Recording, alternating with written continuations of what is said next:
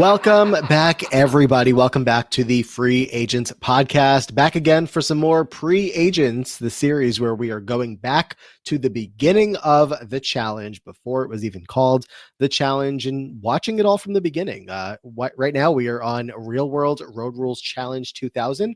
We just put out part one a couple of days ago. We're covering the first 5 episodes of this season. And here we have the second part, the back half of the season.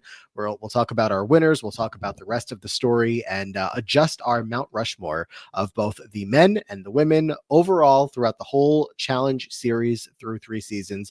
And we'll put together a Mount Rushmore of 4 of the most highlighted and important characters from this season itself. Of course, I am Matt here with Brian Scally. Scally, how are you? Hello. I'm so good. I have loved continuing this project. I felt so represented when Veronica said that Amaya was beautiful and sexy, but a wimp. So that was good. Yeah, overall, I'm excited to be back here wrapping up another season. It went so fast. It went so fast. Next season will go at least one more episode. Next season looks like it's like 17 or 18 episodes. So that feels like a 3-parter. We'll get to in due time. But for now, the 6 episodes but kind of the whole season does kind of fly by with these shorter episodes. And sometimes there's a lot happening, sometimes not so much. Specifically to you mentioned Amaya, someone whose story I think really continued rolling down the hill in the back half of the season to the point where there were signs of it in the early episodes. But her and a couple of the other characters, I think we were wondering where we were going to go. And a lot of them went in much bigger directions, I feel like, than we were anticipating, or at least I was. Yeah, there definitely was some shifts. Some people got their only screen time in this back half of the season, so it was not super predictable. And I think, stay tuned. I think it opens the door. I'm a little more up for debate on who is on this Mount Rushmore than other seasons, so I'm excited. Yeah, I feel like I'm jotting down my notes after watching the remaining 6 episodes, and I'm saying to myself, like, again, kind of the same way as it was in season 2. It's hard to say, like, through 3 seasons. Obviously, you're just qualifying through this one season that these people have been on. Like, what have they done that's more important than other seasons? And then I'm also kind of wondering to myself, as time moves forward and these people are more front of mind, does that make them more front of mind for a Mount Rushmore? Or is it really just like, this person in season 1 had such an iconic season? I don't know. Well, I know we're not at that part of the discussion yet, but it certainly is a big part of the project we're doing here. So it was on my mind a lot. For sure. It'll come. Fair enough. All right. Well, where should we start? I guess right at the top of episode 6, we, of course, left the Real World team kind of falling apart, and say over these episodes, that doesn't really get a ton better. Yeah, I think we paused at just the right time because this is a complete mood shift for the Real World team. Veronica even is saying, like, they're all such jackasses. They've just been completely ignoring the Road Rules team. They're such sore losers because they've now lost, 2-3 missions in a row, and it's really catching up to them. And over the course of these remaining 6 episodes, one of the episodes that doesn't even have a proper or real mission, I should say, only one win across all of these episodes just to get to the result here. It is going to be Road Rules that is victorious in the entire challenge. They take home the handsome reward and much more money, or a little bit more money than the other team, than Real World does. So the down attitudes that they had really did kind of carry through the entire season. Yeah, and I'm wondering how much of that is them seeing the writing on the wall. Our team is just not as strong. History is due to repeat itself with season 2, coming away as the much stronger team with Road Rules, or if it is just, their attitudes got down. They didn't believe in a couple members of their team, and that might have even shaken their confidence personally to the point which we're losing everything. Mm-hmm.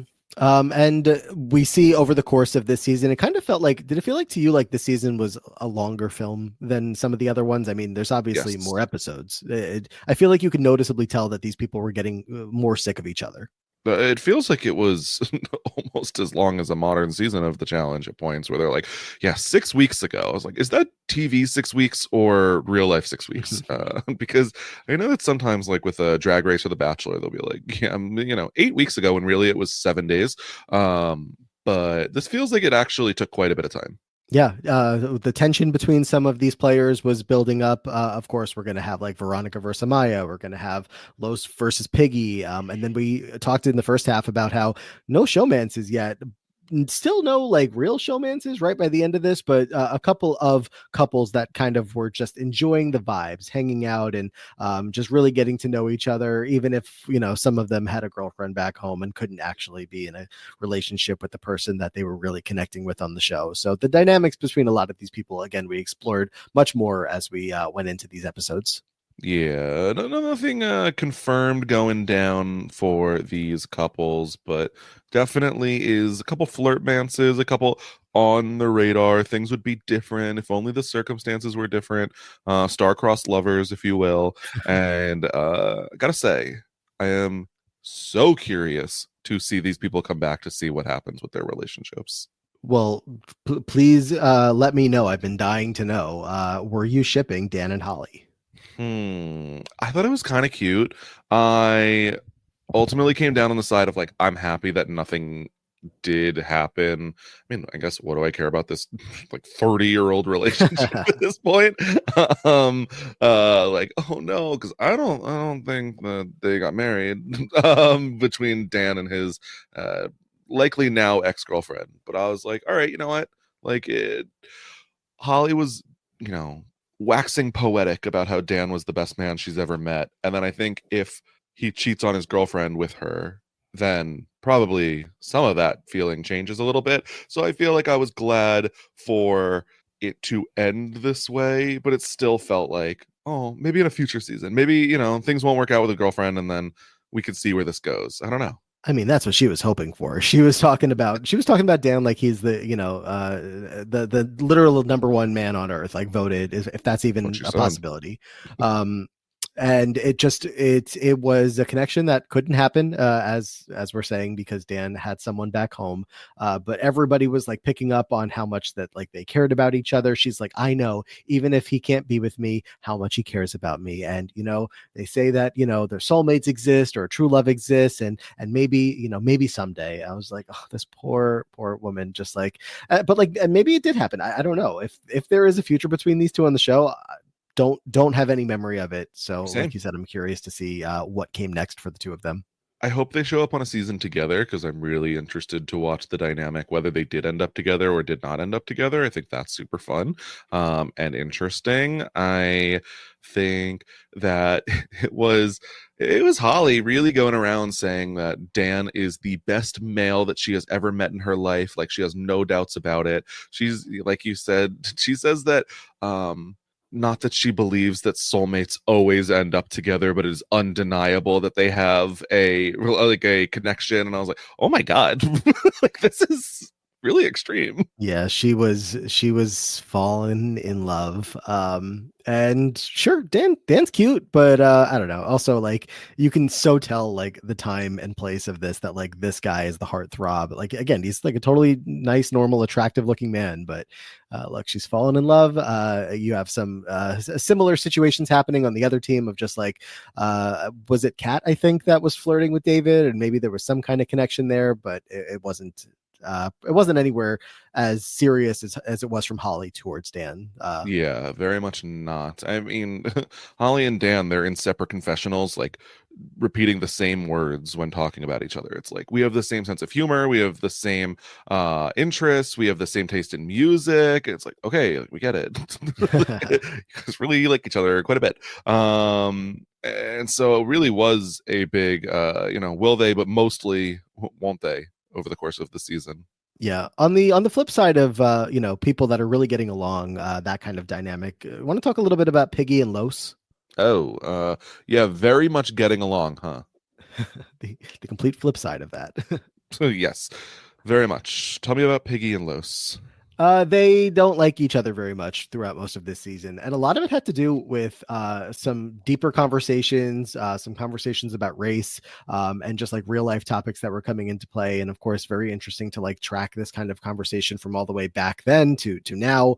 And Los in particular seemed to have viewpoints that I don't know if he would, maintain today. But back then he was just talking. A lot of the conversation was about Piggy and to, I guess, put it bluntly in the words that they were using and how black she is, which made for some uncomfortable conversation that she was not enjoying the way that he was speaking about her. And they just weren't able to get on the same page, and then other people kind of get involved, and it's like maybe this isn't your conversation. So definitely like 2000 TV vibes of like this is a conversation that they were comfortable airing at the time, but a conversation that I mean it's also not for me to say.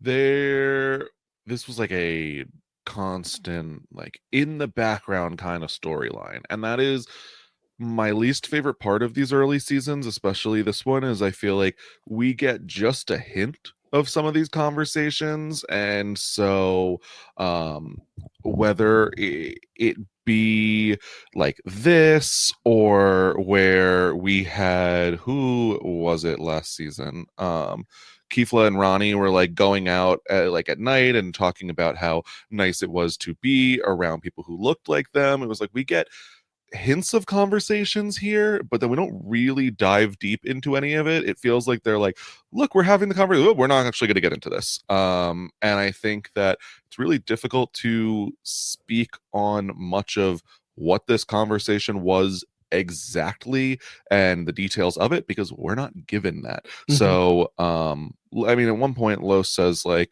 oh, I'm not a closet racist, that he is a out and out racist, and it was like, okay, but we don't know like who he is talking about, like what he is talking about. He doesn't expand at all. And then Piggy is talking in ways that like are giving colorism the discussion, and it's like very unclear in terms of like how much is like her feeling, his feeling, the like thought of what this feeling is. So it's like very surface level, but also like difficult to tell you definitively this is the conversation they were having, because I felt like it wasn't laid out. No, definitely not laid out in like the storytelling ways that like it would be appreciated in modern TV to like really get the story, and if there's a message behind it, if there's two different viewpoints that are going on, which clearly there were, to like lay all of that out and make it educational for the audience as well, to be just watching these stories when they're conversations between two people that obviously a lot of emotions are involved. You also have both of these characters on the show, Piggy and Los, are like they have a lot going on with their own personal stories as well, separate from each other. You have Piggy, who is in the beginning of episode 6, she gets on the phone with her boyfriend. I believe his name was Andrew.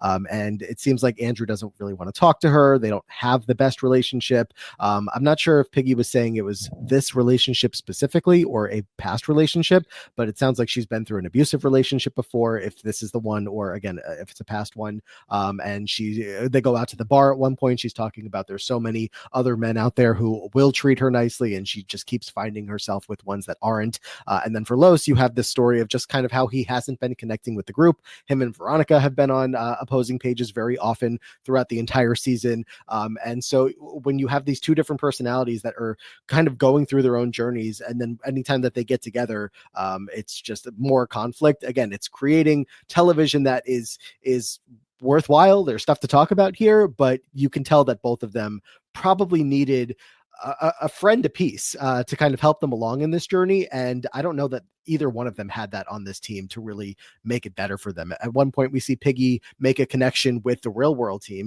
Piggy's on Road Rules, and she goes to the Real Worlders after they lose another challenge, and she's trying to kind of make a connection there, and they embrace her a little bit, but it still, again, didn't feel like either of them had the proper support in such a small group of people. And that's why, a couple different times you hear, is Los going to leave? Is he going to stick around? It kind of seems like he was heavily considering not sticking around for the whole thing. Yeah, I think Piggy had pretty good relationships with her team. She is struggling with that relationship back home, and is saying, why is it that like every man in my life treats me well except for my boyfriend, and this is who I'm choosing to be in a relationship with? That's hard. I think that it was super valuable for Piggy to show up onto this season. She says, like, I'm not going to waste another year of my life in this relationship. And then we see her writing a letter. So I'm glad that she had that figured out, seemingly by the end of this season, and really by, like, the latter half. But then with Los, we get like a little bit of closure between him and Piggy. There is, Piggy saying, like, thank you for teaching me how to be patient, but I don't. And I think that Los is like, we've agreed to, like, move on, essentially. But And it's and that's after they got into like some kind of physical altercation, right? Seemed to happen on the bus at one point. Yeah, so this is when cameras are not filming. All of a sudden, is it Holly that says that she, like, hears something going on, and she comes out and finds, like, Piggy and Los on the couch. The producer comes in. Los is saying that Piggy hit him, and Piggy's like, I don't think I did that.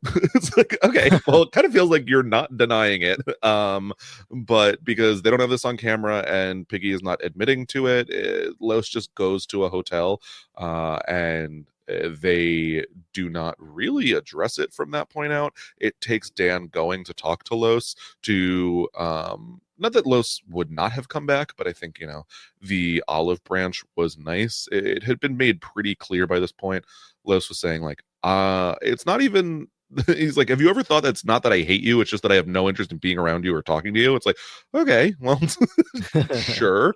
And I think that's just like a tough thing for a lot of people in this van to accept. Holly cries over it. Veronica pushes back and ends up fighting with him, one or two more times.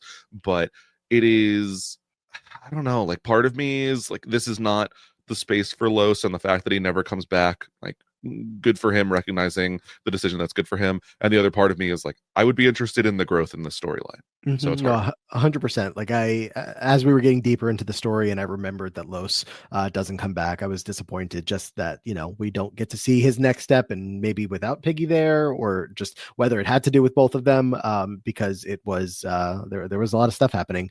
They also got paired together for the swimsuit challenge, which did not go well. Just to like really put a lot of their story together here. The swimsuit challenge was in episode 9. And there another instance of the team splitting up from the 6 people into 3 groups of 2, and Piggy and Los were put together there and like single-handedly tanked that mission for their team. That's the only one that the real world is able to win in this back half of episodes, and it's because Piggy and Los get such a horrible score that like their team, even with getting okay scores for the other 2 sets of pairs, can't rebound. Yeah. Los is like, hey, the fact that you guys would accuse me of throwing this just shows how shallow you are. But then's in the car and is like, yeah, I did not try there.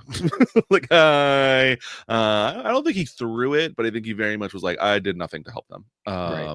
So not his best effort there. And there was, he's, I think, just like over it at this point. They had many fights. They had a fake mission, which we'll get to. And I think that he is just like, why am I like busting my ass winning this money for people that I don't like, I don't care about, I don't want to be here?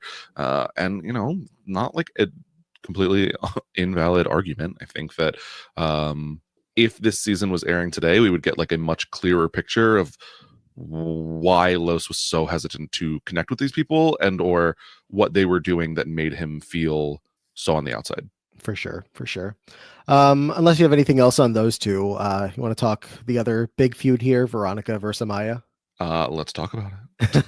Amaya, who, yeah, we in the last couple in the last batch, we're talking about, yeah, she's like, if anyone's the Beth, it's Amaya, who kind of has some complaints and excuses during the missions, but doesn't have the injury yet.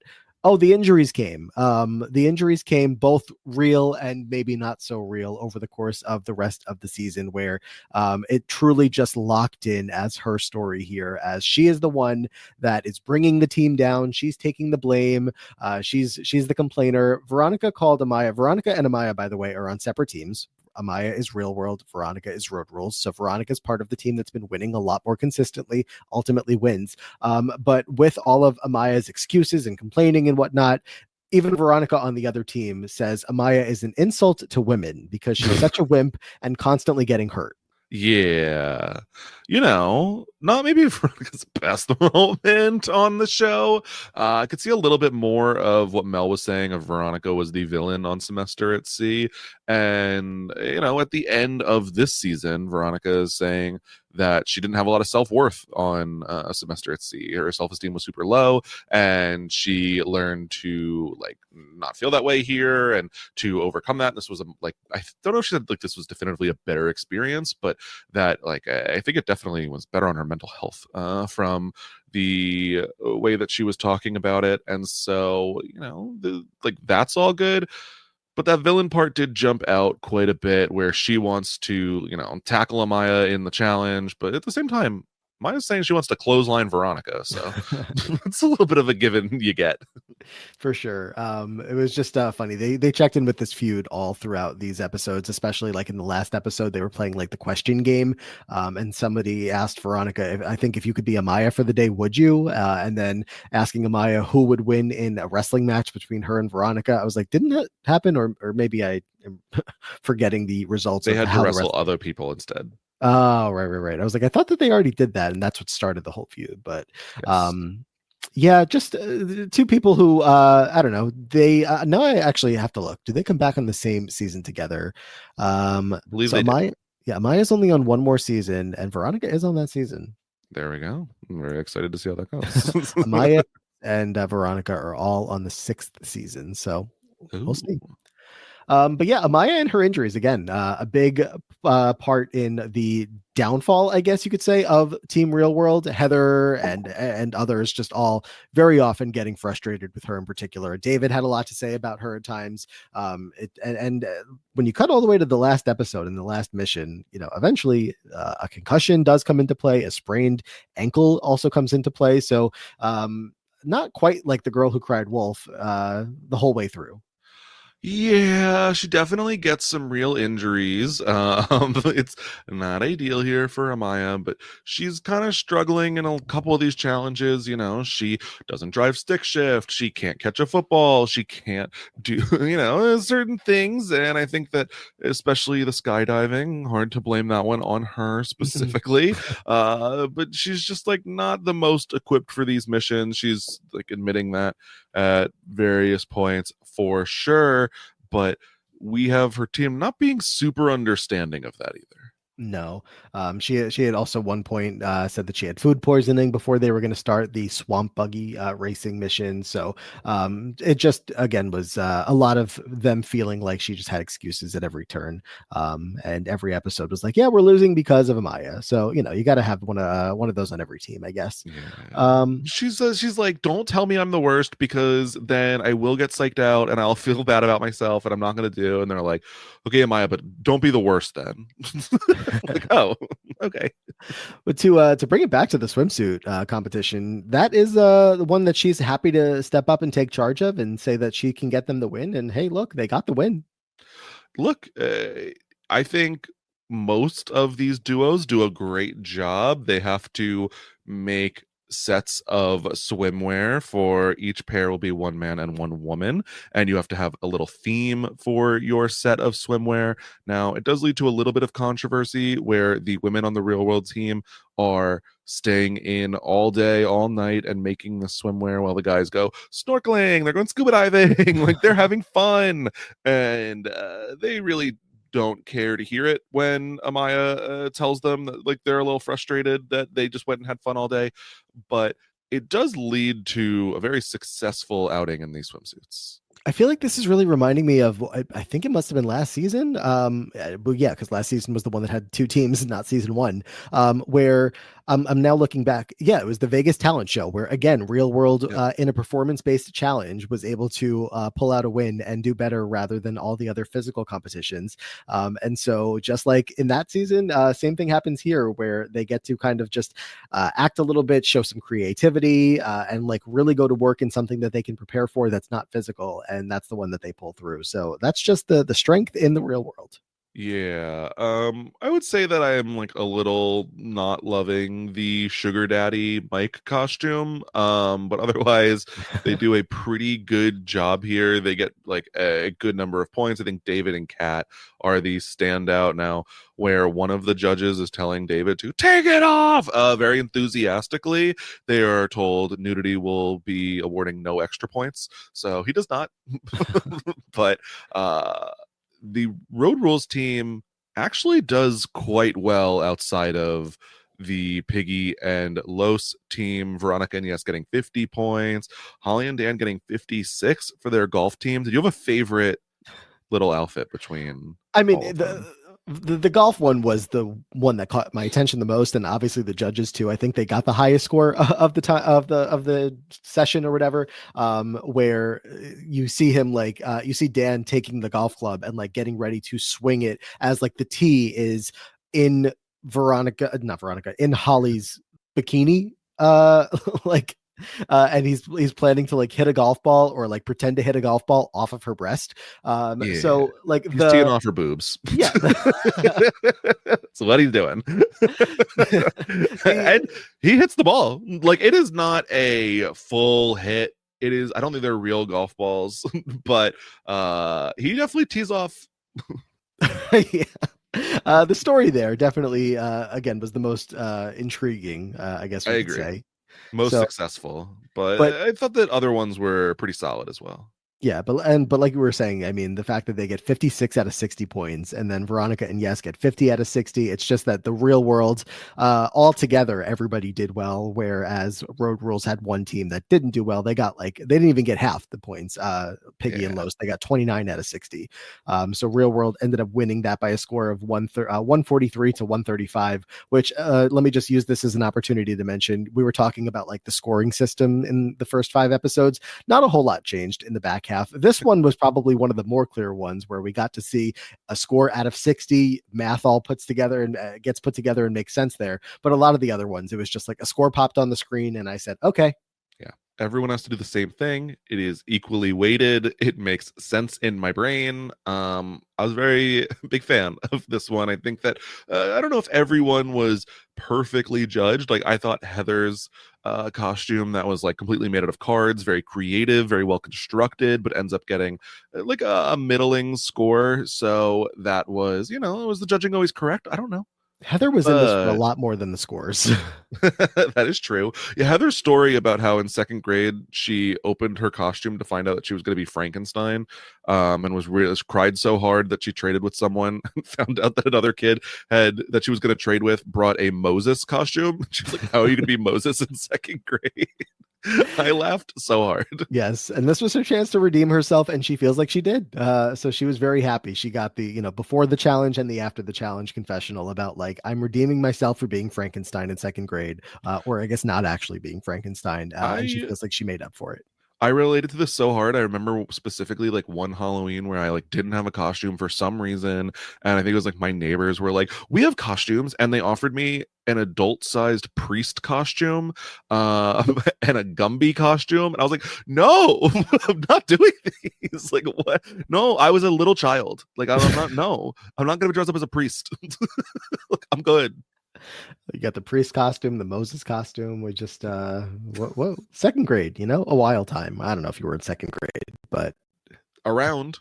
around then. Truly around second grade. I was like, here's an adult sized priest costume. You want to go to school? No. Yeah, yeah. I think I dressed up as a baseball player No for like wonder the Party next City's out of 10 business. years. Oh yeah, the jersey is the easiest costume to throw Yeah. on. Yeah. Yeah. Oh, my baseball pants from my team, done. Would you say so we just pretty much covered the swimsuit contest competition. Would you say out of, I guess, like the whole season, but maybe more specifically the episodes we're talking about here, that you had a favorite one? Because I know I did, and I'm curious if it's the same one. Ooh, that is a good question. As far as the challenges here, did I have We have a mud favorite? football, swamp buggy, the swimsuit, stir crazy, and then the final, jumping out of the plane. Can I say the fake challenge? Almost forgot about that one. I mean, yeah, that definitely counts.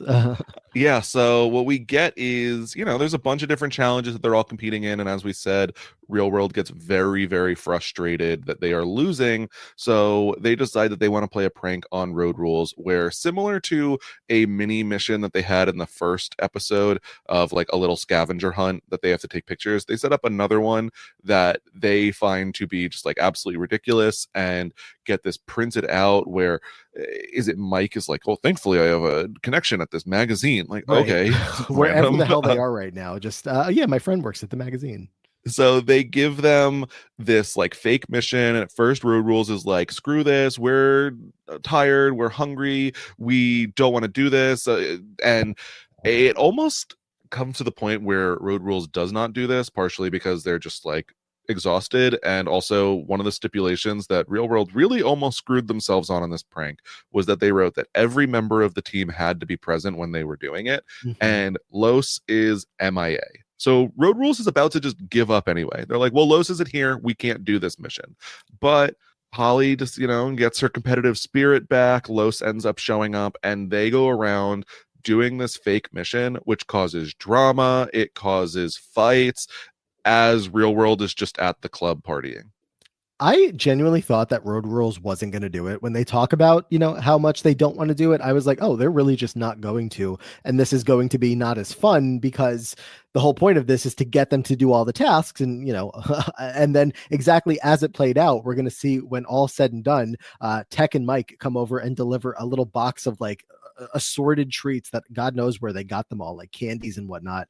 And they give it to them and say that's their sweet reward for winning the scavenger hunt. And they're also like, of course, I don't know how they're not even more suspicious when Road Rules is watching them come in with like their camcorders recording them. I mean, I guess having cameras around is not that weird. And if they're documenting their experience, I don't know, but they just seem particularly giddy to be giving them this reward. And eventually, they make this big reveal that this was a fake task or a fake scavenger hunt. And some people on Team Road Rules, Veronica specifically, are more upset than others. But I was like, this actually did have the full payoff that they were hoping for, of just like they messed with them in a way that not only like did this make an episode, this was the whole episode. There was no other mission in episode 8. It was the entire was on the players creating story. And I was like, that is incredible. Do we have an episode count of 10 if not for this prank? Like it seems like it.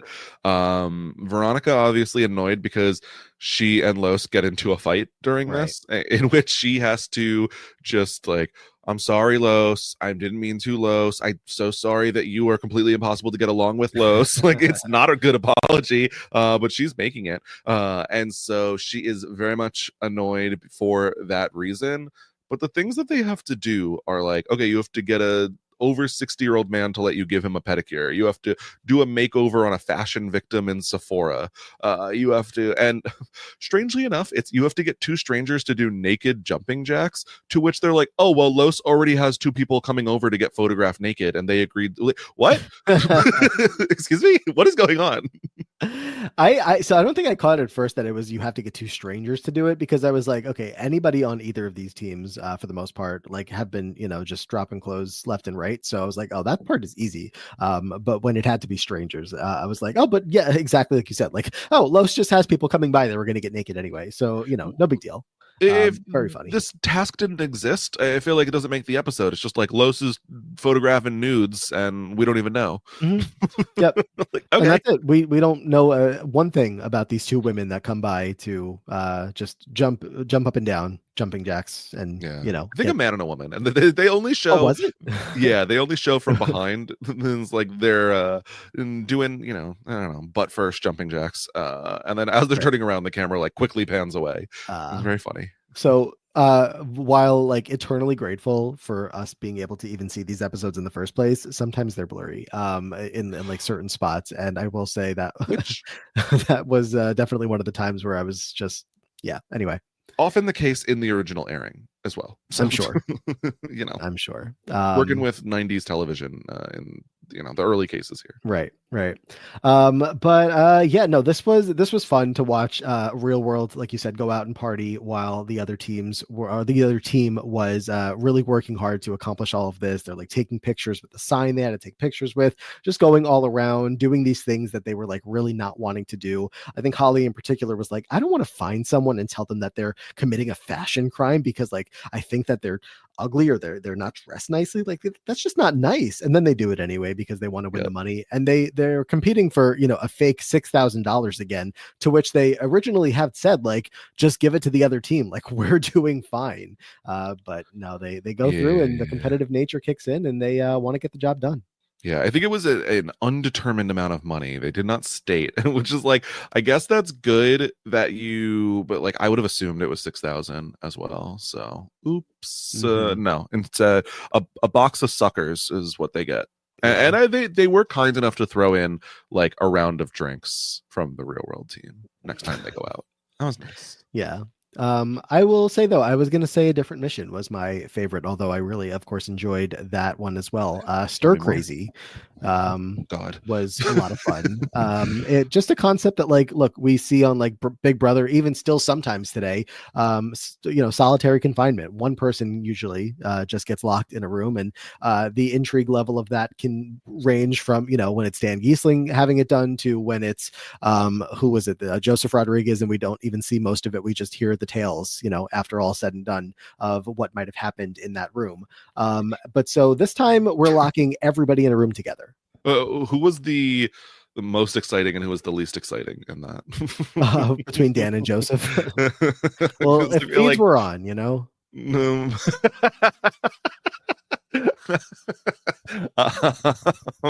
all right. Yeah, this was one of the ones where I'm like, I don't want to do this. I really don't want to do this. And there's many of these missions that I'm not looking to compete in. But the fact that it's just like, okay, you're going to get locked in a room for at least 24 hours, up to 48. You have to keep a ball moving at all times. And were there any other like big stipulations? I mean, really, just ball had to be moving. I thought they originally had said, and I still think that what they had said was that they had to do 24 hours to even be eligible to win. Yes. But then anything after that, it was just a matter of like whoever goes the longest until you get to 48 hours. Yeah, and I think this was very realistically a challenge where we ended up with two winners. And I wonder if they just would have both got 10,000 or how that would have worked. But unfortunately, David, who has been hanging in the room, smoking in this room, if someone tried smoking in this room, I'm stuck in for 48 hours. Like, I'm punching them in the face. Like, I will not be happy. So yeah, there goes David, the $6,000 for the, child to free tobacco, whatever. Right. I was like, I know we already like everybody lost that mission already, but like we're actively showing the smoking. I'm like, if any people from that organization are watching, they're taking back their sponsorship in a heartbeat. Yeah. So, David falls asleep with the ball for 20 seconds. He's just absolutely furious. He's like, bring in a TV. And they bring this like big old box TV into the room so that he can see his rule break. And that's how Real World loses this. Yeah, and speaking of losing this, a lot of people were losing their minds in that room. Tech was kind of running all over the place, like just had so mumuch energy to let out. Piggy was jumping over people. So some of them were just you kind of, it's called stir crazy for a reason. You have nothing to do, trapped in that room. They had a bathroom. They had was there a shower? I don't know if there was a shower, but at least a toilet in a separate room that wasn't like in front of everybody else. But still, just like they were all getting ready to lose their minds. They're writing out the word help in water bottles, just, kind of having some fun with it. But besides that, I mean, you have the cigarette, you have Mike who constantly farts at 8:30 on the dot on, any given 8:30, I guess. So it definitely was made to test their patience with one another as they are in, the final stages of this competition. But yeah, just no different story for Real World, who, as you mentioned, are going to lose this one again. Road Rules comes out of it okay, which was very surprising because they were worried. They were the most worried going into it that Los wouldn't stay in the room with them, or he might decide to quit, or just would not be down for 48 hours locked with these people. Yeah, I mean, he doesn't want to be around them for 1 second, let alone 48 hours in a row with no Mhm. escape. So when you see Piggy jumping over people, and it looked like it was Los in particular, that she was just jumping over and over and over, and I was like, can you stop? Like, this man has no interest in being around you, and it feels like you're antagonizing him. So that's where I'm like, I wish that we had a more complete story here, because the truth is somewhere in the middle here. Right. Like, they are uh maybe Los is standoffish, but also they're not respecting that. So like, there's something here. Shockingly, it does come together where this is where Piggy and Los kind of get their let's bygones be bygones, Mhm. we'll figure this out. But not before Los refuses to participate in a little question and answer segment where Veronica asks people what their favorite part on a man is, to which she answers feet. And was that directly having to do with Los? No, I just was like, let me get back there. Okay. He was like, I refuse to play, and was like, okay, cool. Holly's saying back and shoulders, Veronica feet. Yeah, we never did find out if David has a big you know. Almost found out if Yes did, though, at one point. Yeah, that was close. Yeah, at the beginning of the final episode when they're playing that question game, and yeah, Yes almost pulls out his They PS. asked, they're all asking questions. They all write That was questions, good. and You didn't hear it. he agreed. Did you hear what Sorry, I what? said? No, what? I called it as PS. Oh, did not hear That was good. that. The so they all write questions and put them in a box, and then like someone will pull them out, and they're very targeted questions. The Veronica, would you want to be Amaya? Dan, if you had to date one girl here, would it be me? I mean, would it be Holly? Like, it was very obvious who was writing some of these questions, or at least like, someone trying to tee up for Holly here. Mhm. But the one that we just were talking about was like, yes, how big is it? Tell us. And he's like, I'll show you. He But just he doesn't. stands up and like motions as if he is going to whip it out. Yeah. Let's all not forget we're watching a challenge, but at the end of the day, it is now 12 horny people on a show together, even if any of them have a significant other back home. So Yeah. Just funny welcome. because Yeah, we have like such a mild mannered yes on All Stars. I know. Whole different guy. It's true. Not really. Um, just to look back at the first two episodes of this batch, the missions there, before we like get closer to closing everything out. I will say both of them were two of the least exciting ones for me, particularly the mud wrestling. We have two, I believe they were former NFL players or current NFL players there to coach them up. But I mean, I don't watch regular football, let alone like football on the challenge. So I just was not sure what to do with that. When Tech says that you have to be into the real criteria of being a real man is liking sports, he's always liked sports, he's always liked women, and he's getting into liking beer. And I was like, damn, 0 for 3. Yep. Yep. Um, Yep. oh no, terrible batting average. But they're gonna play mud football, and the TV's blurry. I could barely tell these people apart when they're not covered in mud and running around smacking each other. So it was fine. We had moments here. David is a little too competitive, which is turning some of his teammates off. But yeah, I like it's fine. It's a backyard football game. Yeah, exactly. Just not the most exciting. I did feel for Heather. She was upset about her outfits, all of them so far, really. But this one didn't seem like it had enough room in maybe the rear area for her to, get in Yeah, there. because she's calling them booty shorts, and I was like, they're not that short. But maybe Heather doesn't wear shorts at all, or maybe a size down. Maybe. Uh, I will highlight though that the two football players they have here are Derek Brooks and Warren Sapp, who like again they're getting really famous people here. I will take your word for it. I know this much. Well, Give me a half maybe. Yeah, maybe you get a little bit of a point on Tech's radar of point. knowing sports, even if There we not go. loving the sports. But then episode 7 has the swamp buggy racing, and this is where it's so classic 2000s. Like, I don't know if this still happens on The Amazing Race today, because I just like have to see it when it's on TV in this house sometimes, unless it's this fall where I will be watching The Amazing Race. But we have to drive stick shift. Yeah. And David is like, cannot believe that people can't drive stick shift. It's not that hard. That why can't they do this? And I do think at the time it was much more of a necessary skill. I got 1 second of a lesson in driving stick shift where it was like, okay, now put your foot on the clutch. Okay, now take your foot off the clutch. And then they didn't tell me slowly.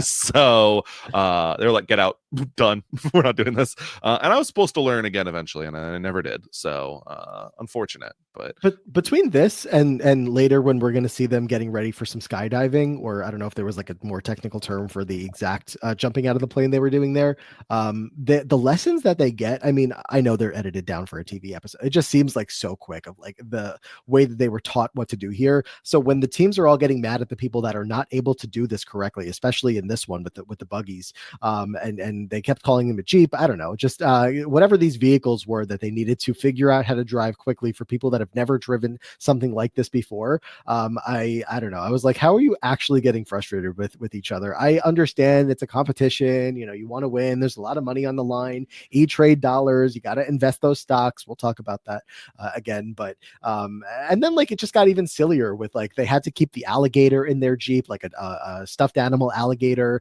They had to like use a fishing pole and pick up like rubber ducks and frogs that were in the water. I'm like, this feels like it could have been a lot more like, let's have fun with this than let's get mad at each other. But hey, the competition was fierce. look, I understand a competitive spirit. Like I might not get mad at you if we're doing I'm this. sure. Just like in the moment. I'm not gonna hold a grudge unless maybe $10,000 are on the line. You and your It's Heather B era. literally. You think Heather B and David are bad? Interesting. Yeah, I think the problem with this for me, I mean, first of all, they're like, these could flip. If you stick your arm out, you will break your arm. You will get pinned. You will do this. Okay, second part of this, stick your arm out so that you can collect brother duckies. I'm like, wait, what? Like, I'm very confused. Third part, blindfolded driving. So they're like, be very careful. Immediately, David's like, yeah, I'm gonna foot on the gas all the way down. Be better to steer me correctly. Like The guy oh. hosting this told them all that I have a bunch of ambulances standing by, but I hope I don't have to use them. Yeah, and also there's no brakes on these things, so hope you slow down in time. Insanity.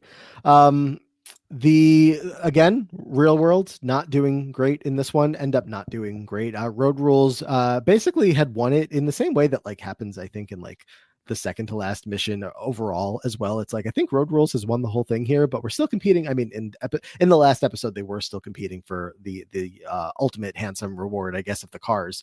But in this one, it was pretty clearly that they had to win the final, like all 3 legs of whatever the final part of the racing was. And after they lose the first part of that, David is going to throw in the towel for the real worlders and say, all right, we're done here. It's over. Heather was upset because she wanted to keep going, and you finish, in the way that even to this day, when people are in a final that they know they're not going to win, like a Kylan, for an example, you still want to finish to say that you finished, but there was just no way that they truly could win here.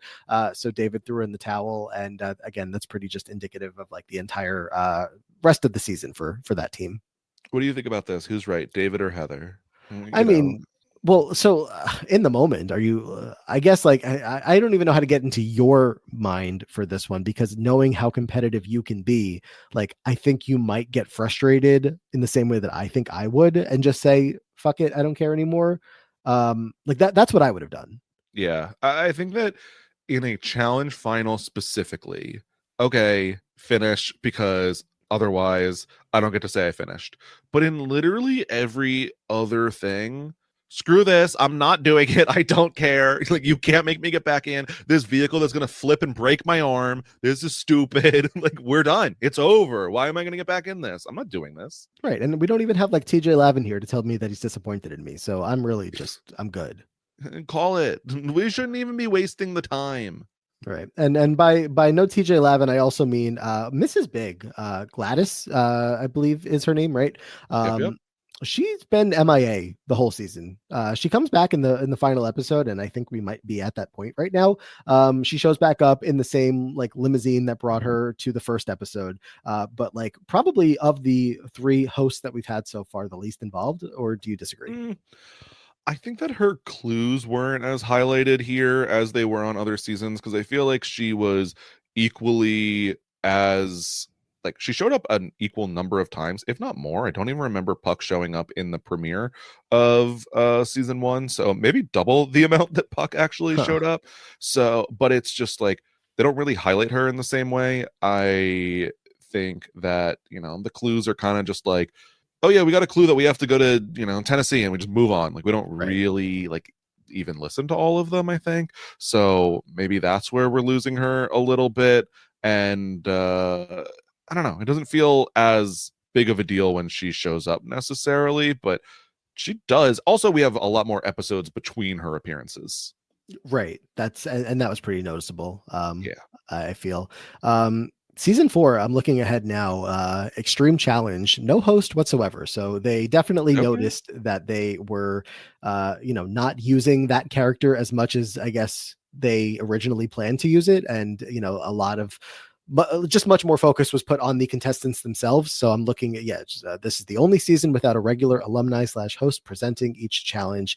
Instead, actually, various alumni provided audio clues. So we're going to hear from All maybe a right. bunch of different people next season. I'm curious Interesting. to see if we hear from anyone that we've met already along this or that I remember very well from their original run. We'll see. I mean, look, Kifla was in this season to help them get into the snake thing. So, Which I'm still kind of like, love Kefla, but why? yeah, because it's Kifla. But Um, like, why? I don't know. But when we do have again the reappearance of Miss Big here, not Mrs. Big, I was imposing marriage on her. That I guess is not the case. I'm sorry. Miss Big is back here to give them their final challenge, their final mission. Road Rules again was in the lead financially. Didn't seem like that had anything to do with this final mission though, because they were competing for I'm going to call it Jeeps. I think they call them SUVs, but sure. SUVs. Yeah, they will be, bungee jumping in the first episode, skydiving in the second. So no choice of which is worse. You're doing both. And this is not even, oh, you've done tandem jumping before? That's cute. You're jumping out by yourself this time. So that's scary. Terrifying. I don't know if we've had this conversation. I'm sure we have once or twice. Me, no desire to ever do this. You, I wanted to do it really bad at one point. And I think I would still do it, but I have not pursued it in a little bit. I'll probably do Mhm. it at some point, honestly. Okay, yeah, not me. I'm good. I'm happy here on the ground for any of these jumping things. I know that they are thrilling experiences, and people who do it probably, can't speak highly enough of it of the thrill. I don't need the thrill. I'm good on the ground. Yeah. I mean, tandem though. Like, hook me up to somebody. I'm not responsible for my own life. And they were jumping out what, three at a time, and was that the three team Well, members together, six or at a was that time. an instructor with two people? It was okay, yes. So they jump out with it's them with two instructors on either side. So that's my thing. In order to jump solo, because when I was very young and dumb, I was like, how long do you have to train to do that?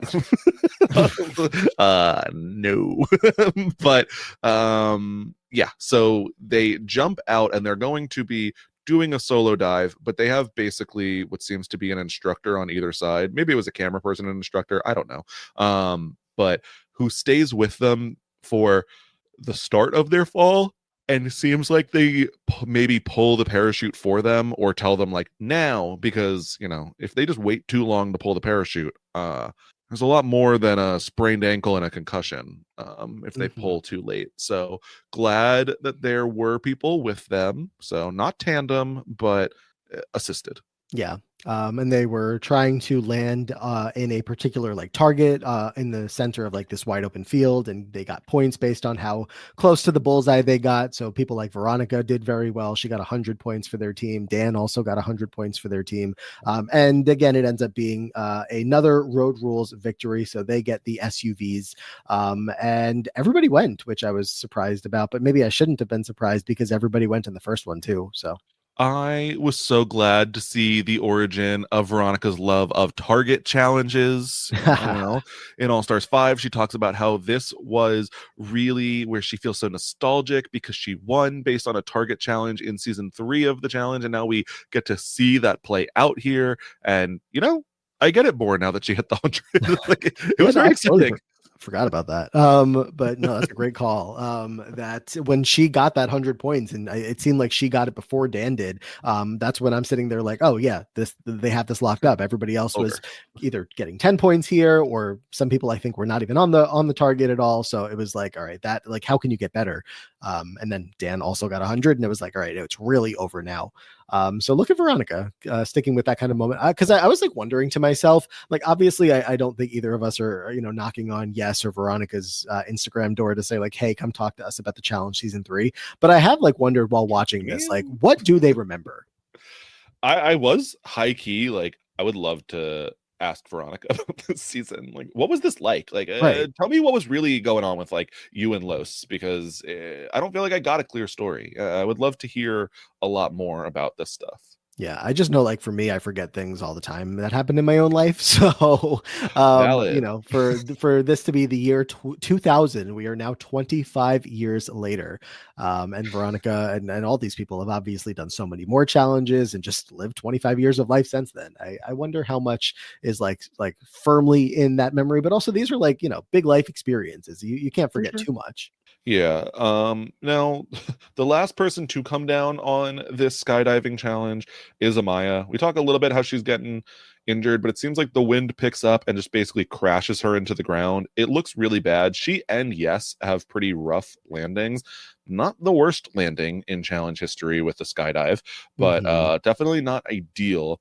And they're like, don't worry, the ambulance is called. It's like, well, now I'm worried that we need an Right. ambulance. So don't feel great there. To which Veronica's commentary did get me a little, where she is like, it's really bittersweet that one of our friends is injured because we want. I was like, bittersweet. Sounds horrible. Yeah, it does. Look, Amaya crashed so Jordan could crash harder. True. Is how this goes. But yeah, Holly at one point, I think it was Holly. Like you see people starting to like hit the ground, some a little harder than others, and she was like getting. Again, I think it was Holly getting like very upset, being like, "I just hope everybody gets down, okay? I hope Yeah. everybody's injury free," and not everybody was. They were all like Yeah. signing away, though. You have to sign a waiver before you do something like that. And all of them, of course, were pointing out this says that it could result in death. Great. Every skydiving, whether it's tandem or not, Yep. gotta sign that. Which I feel like probably also is on your form to go on to the real world road rules and the challenge. So, Even back oops. then, you think it was like I think that so. was Yeah. on there? Yeah, Yeah. probably. I would presume so. So I mean, you've probably already signed one or two of these being here at this point, but we do get a nice full circle moment where in the first bungee jumping challenge, I think Piggy in particular was talking about how like she really needs a car and she's doing this because she needs money to get a car.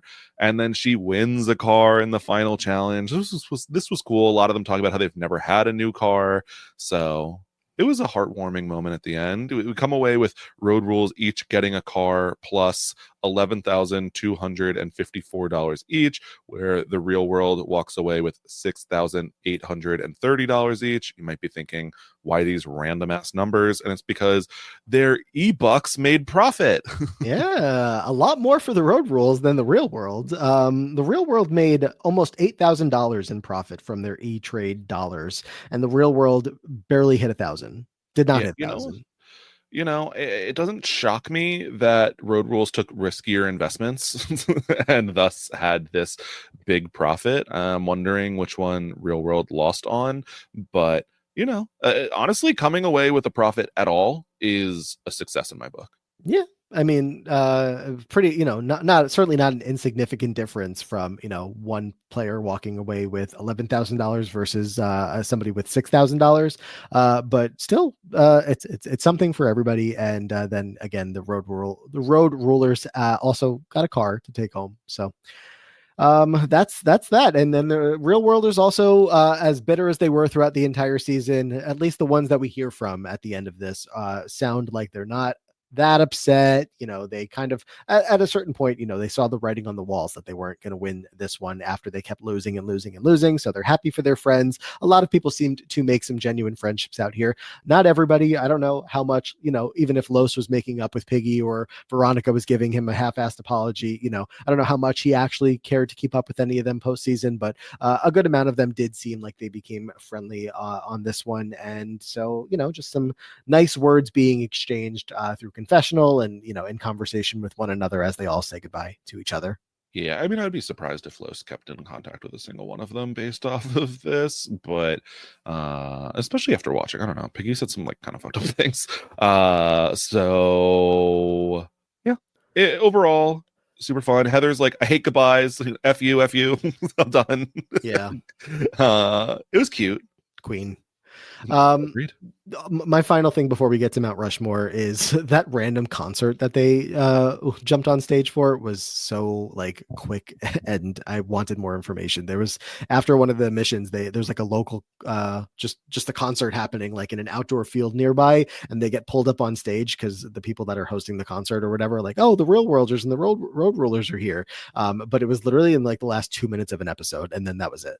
Yeah, I'm trying to see. I had the name of the band last night, and it's not like not a band that you would know. Let me see if I can Well, find I would this. know. I mean, that's a different story. Yeah, I mean, I didn't mean that one. Let me see if I can get it. I don't know why I'm missing it now. All right, well, I'm sorry, everybody. Yeah, if you find it. Otherwise, whatever. But otherwise, do we get to Mount Rushmore? Let's do Mount Rushmore. All right. So I think last time we started with the seasons Mount Rushmore before we put them in the regular in like the overall one. Does that sound correct? And let's do this season. All right. One spot I feel like is pretty locked up for both of us, right? Give me that name. Heather B. Heather B. Put her on the Mount Rushmore. Heather B. Gardner, which confused me. I was like, is it Heather B or Heather G? But it's Heather B. Is like the first name, or I don't know, her stage name as well. Stage name, yeah. Heather B on the Mount Rushmore. She was just so fun throughout the entire season. She is pretty far and away like the biggest personality, even though she's not at the top of the confessionals chart. At the very top, she's only 6 confessionals off from being at the top. Piggy and Holly were the top 2, tied with 46 confessionals on the season, followed by David with 43, and then Heather with 40. But she had me laughing, and she was competitive. Again, she just brought everything that you would want out of a challenger to the challenge. So she is a lock for both of us. See, I had not yet looked at the confessional count. I wanted to come up with my opinions and then. Oops. No, I'm glad to talk about it now because I already have my opinions. Okay, good. So good to know. I did feel like Heather kind of faded in the back half of the season. It felt like early on, she definitely was super active, telling us her opinion on everything. She was very competitive. And it's funny, in the back half, she's like, Dave's too competitive. I was like, Dave? Like, you are two sides of the same coin at points. So this is very funny. She does have 1 or 2 episodes where she like pops back up in the back half. But overall, I think it's undeniable Heather is a very, very fun character. Yeah, and we have no idea how long she'll be here on this Mount Rushmore because this is her one and only season. So I'm glad we could at least get her on here for now. Agreed. Well, I guess this actually wasn't the overall, but a good chance she makes that one too. We'll see. All right, give us another name of who you think makes the season's Mount Rushmore. Okay. Now I've been thinking. Let me. I'm gonna take Piggy. Yeah, she's number 2 for me. Yeah, I think Piggy is just such an interesting person. I don't love everything she does here, but I think that it's hard to say that she is not extremely involved, whether it be in the challenges or personal life. She gets in fights here. She's just like has her fingerprints all over the season in a way that I think it's pretty undeniable that she should be on this Mount Rushmore. Mm-hmm. Yeah. everything you just said. The personal story was there. We checked in throughout a couple different episodes. The conflict that she had with Los and making, friendships across the aisle with the real worlders. She was just another character that was just all over the season. And, even if you weren't watching Piggy, you were just waiting for the next time kind of that we heard from Piggy. So definitely someone who I'm interested to see, what the next steps are for her in her future challenge appearances. I don't believe that there's too many future challenge appearances. She is Two more? One more? yeah, something like that. It's low. Yeah. But I mean, I'm interested regardless. Mm-hmm. So that is that. All right. Another name. You got Time for another another? name. This is where it gets trickier, no? Or do you feel like your next highest name is also a lock?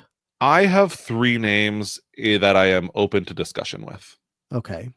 Very good. Also, for some reason, I have Piggy in the wrong spot on my document, and that's why I was very confused Oh. as to she has one more season after this. Okay. Well, Okay.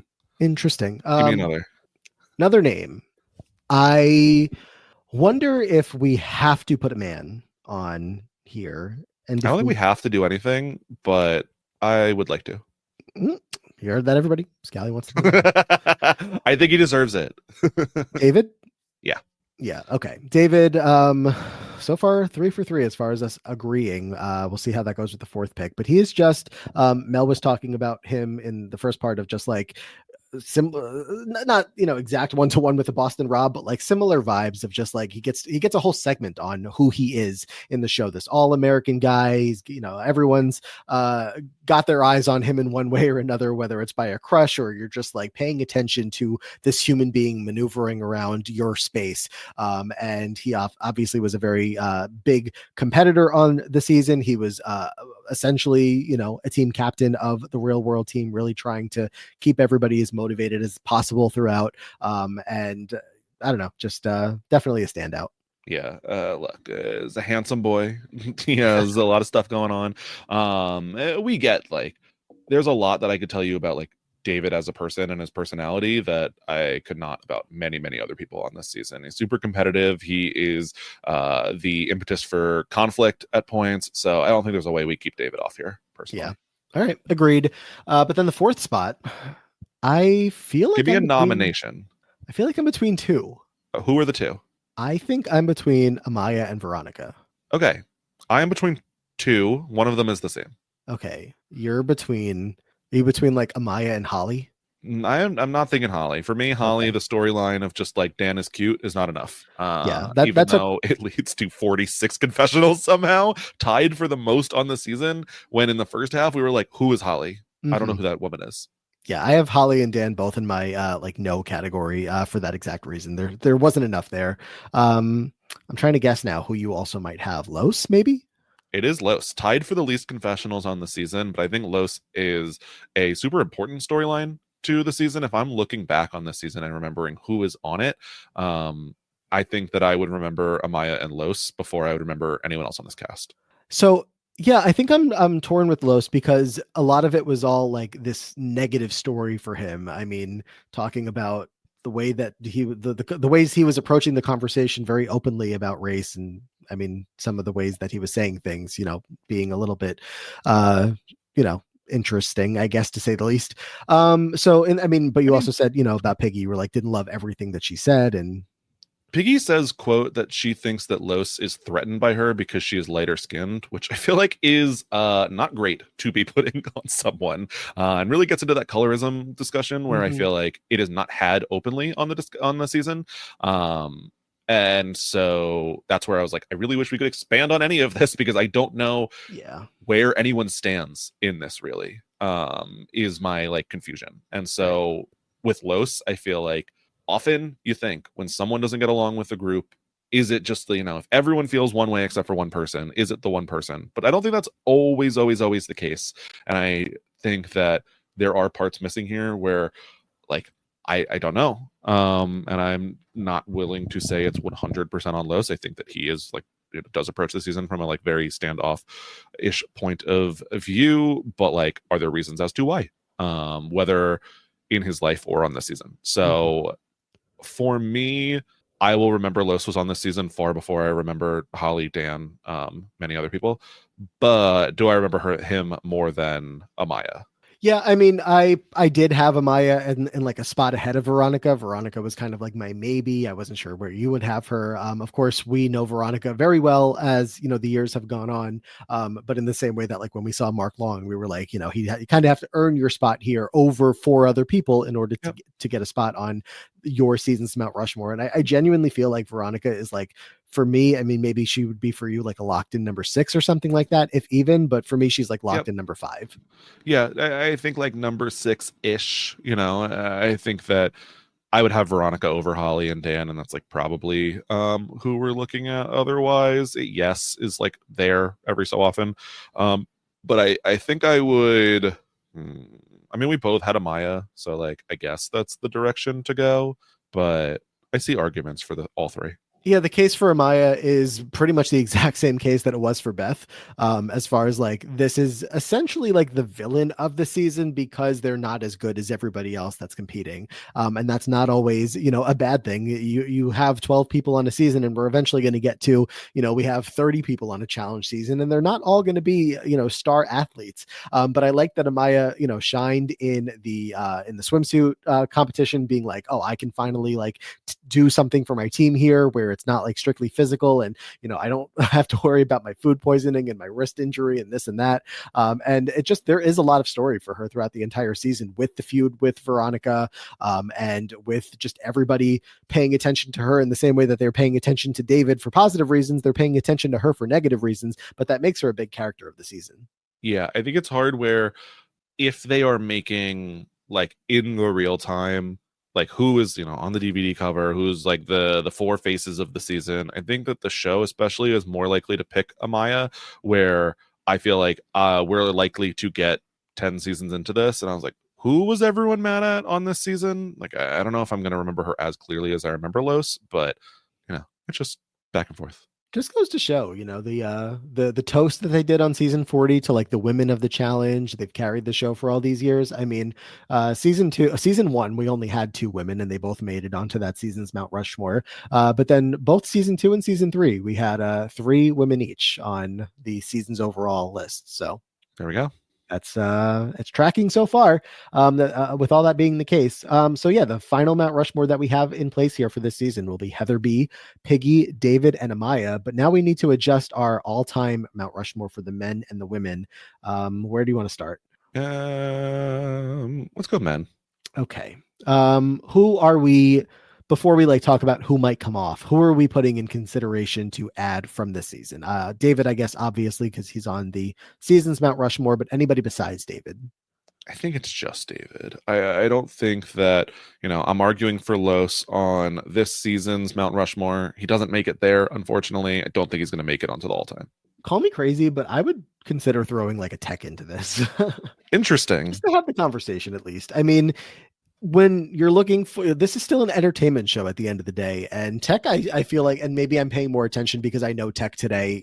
I've seen a lot of Tech recently. I see a lot of Tech on this season too. But he's just like is such a big fun personality at every turn on this season that I'm going to remember him and his fun nature here more than I already remember about Jason or Neil. That's interesting. I don't, unfortunately, like love Tech. Wanted to see more of him here. Wanted to see more of him on the goat. I feel like similarly to there, it's just like it's not really a storyline, unfortunately, for me. He's fun. He's got a couple of pop-ups here and there, but I think Jason and Neil are much more like involved. Yeah. Genuinely though, I'm so not kidding. I'm forgetting about like Neil and Jason already. So like they need I to. figured that was the case for me. There's a different name on the list that I'm still ready to take off of it, but I know. I mean, that's kind of what I was saying at the beginning of the podcast of like, when we get like deeper into the seasons and whatnot, and again, like we're talking at season 3, at the end of season 3, like who are we looking at the most as like we're remembering from these seasons, but we're also talking about who made the biggest impacts on their seasons. It's just like the conversation again, it's like I'm still figuring out the criteria for the Mount Rushmore in my head, because I feel like I know I just finished watching it, but a lot of these players are sticking out to me more than what I don't remember from 2 weeks ago when I finished watching season 2. So, but you know, I definitely understand where you are coming from. So, I mean, if we're putting David on, it does sound like you're trying to swap him out for Sean. That's my thought process. I think I'm fine with that. Honestly, I feel like I was going to come into this open to anybody but Eric being taken off that Same. list. Yeah, if you had like a strong argument for why, I would have listened for sure. But I think that for me, I just don't think Sean has like a lasting legacy on the challenge. Where I feel like Jason and Neil, at least at this point, like did some stuff on their season, and Sean has like a relationship, but like that's kind of it. We don't really hear anything else, and I think it's like 5 episodes. It's definitely less screen time than we get for basically anyone else. I don't know. I could be talked into maybe Neil going also, but I think that Neil had more. I just like Neil, standing up to the military. Like there's more storyline there than there was, Well, unfortunately, that's what I for need you to Beck. remind me about, because that's I forgot about that. So yeah, that's I guess enough for me to remember Neil and why to keep him around. But I don't know, like, do we have enough? Like, I'm still thinking about Tech. Like, I'm like, do we have enough fun in the men's side of things? Like on the women's side, like Beth is there almost for purely comedic purposes. And I'm like, maybe Jason. Can we swap out Jason for? But I don't even think you would have Tech as your next highest. I would not. I'd Um, have Los.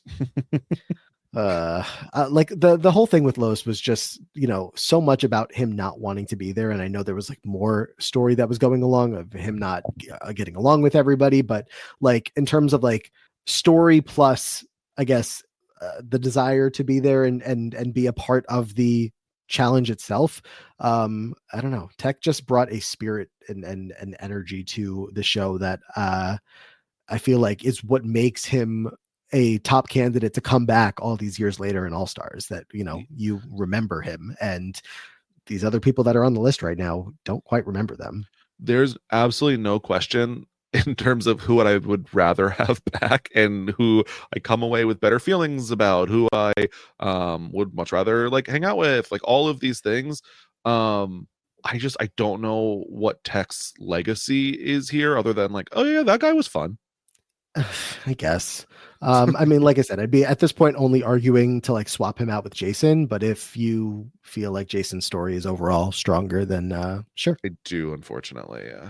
Okay. Not something that I am passionate enough about to press any further. There we go. Women's side of things. So we have 3 women on the Mount Rushmore of this season: Heather, Piggy, and Amaya. Would you say that you're considering, I guess, anybody else to swap out a spot? No.